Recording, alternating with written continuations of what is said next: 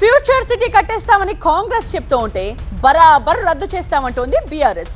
CM Revanth 2.5 ఏళ్ల పాలన disaster అన్నారు కేటీఆర్. వచ్చే ఎన్నికల్లో రేవంత్ ను కొడంగల్లో ఓడిస్తామన్నారు. 2027లో పాదయాత్ర చేస్తామన్నారు. మరోవైపు కేటీఆర్ వ్యాఖ్యలకు కౌంటర్ ఇచ్చారు కాంగ్రెస్ బీజేపీ నేతలు. పాజిటివ్ వైబ్రేషన్స్తో కాకుండా మేము ఏదో నెగిటివ్ వైబ్రేషన్స్తో ఉంటే ఇది నెగిటివ్ అవుతుంది అని పగట కళలకు కనే వాళ్ళని కలనే వాళ్ళ కళలకు మేము అర్థం చెప్పలేము కదా. ఫార్మాసిటీ నిర్మిస్తామన్న నిబంధనతోనే రైతుల భూములు తీసుకున్నామన్నారు బీఆర్ఎస్ వర్కింగ్ ప్రెసిడెంట్ కేటీఆర్. అక్కడ ఫార్మాసిటీ తప్ప ఇంకే సిటీకి తావులేదన్నారు. ఫ్యూచర్ సిటీ అని కాంగ్రెస్ అంటే బీఆర్ఎస్ అధికారంలోకి వచ్చాక రద్దు చేస్తామన్నారు. బ్రదర్, మీరు first of all please get out of that mind set. అది ఫ్యూచర్ సిటీ లేదు, గడిది గుడ్డు లేదు, అక్కడ ఏం లేదు. It was conditional land acquisition. Conditional to what? Conditional to setting up pharma park, pharma units. ఇవాళ ఫార్మా సిటీ లేదు, ఏమీ లేదు.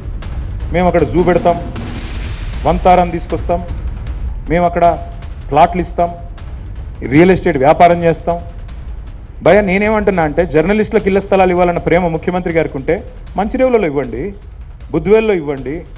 రేవంత్ సర్కార్ అట్టర్ ఫ్లాప్ అయిందన్నారు కేటీఆర్. 2028లో కొడంగల్లో కూడా రేవంత్ రెడ్డిని ఓడిస్తామన్నారు బీఆర్ఎస్ వర్కింగ్ ప్రెసిడెంట్ కేటీఆర్. నిజంగా రేవంత్ రెడ్డికి ఆ ధైర్యం ఉంటే ఇప్పుడు రాజీనామా చేసి రమ్మను. 2034 కాదు, 2, 3, 4 సీట్స్ కూడా రావు. రాష్ట్రంలో ఓడిపోయే మొట్టమొదటి సీటు కొడంగల్, గుర్తుపెట్టుకోండి. రేవంత్ రెడ్డిని ఇదివరకు కూడా ఓడించాం 2018లో, మళ్ళీ 2029లో ఓడిస్తాం. 2034 కాదు కదా, 28 తర్వాత ఒక్కరోజు కూడా వాళ్ళ అధికారంలో ఉండరు. ఇది చూడండి మీరు.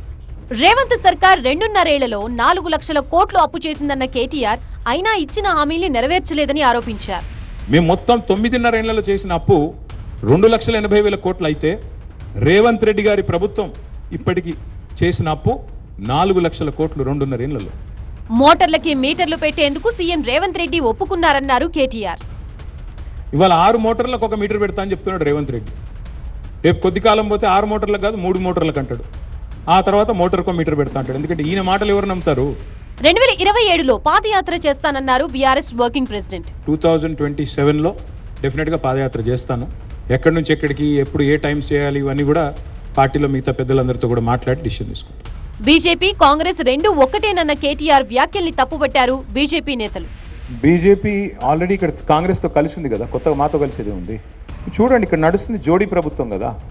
చూడండి, మొన్న కేంద్ర మంత్రి గారి కుమారుడు పాక్సో నిందితుడిగా ఉంటే 9 రోజులు ఎవరు కాపాడారండి ఆయనని? రేవంత్ రెడ్డి కదా. ప్రజల్ని మిస్గైడ్ చేసేందుకు భయపడుతూ మీరు ఈ సంబంధాలను అంటగడుతూ మాట్లాడుతున్నారు తప్ప ఇంకొకటి కాదని చెప్పి ఈ సందర్భంగా తెలియజేస్తూ, కాంగ్రెస్, కమ్యూనిస్టులు, టీఆర్ఎస్, బీఆర్ఎస్ ఇవన్నీ ఒకటే తాను ముక్కలు. ప్రభుత్వంపై సీఎం రేవంత్ రెడ్డిపై కేటీఆర్ చేసిన కమెంట్స్ ని ఖండించారు కాంగ్రెస్ నేతలు.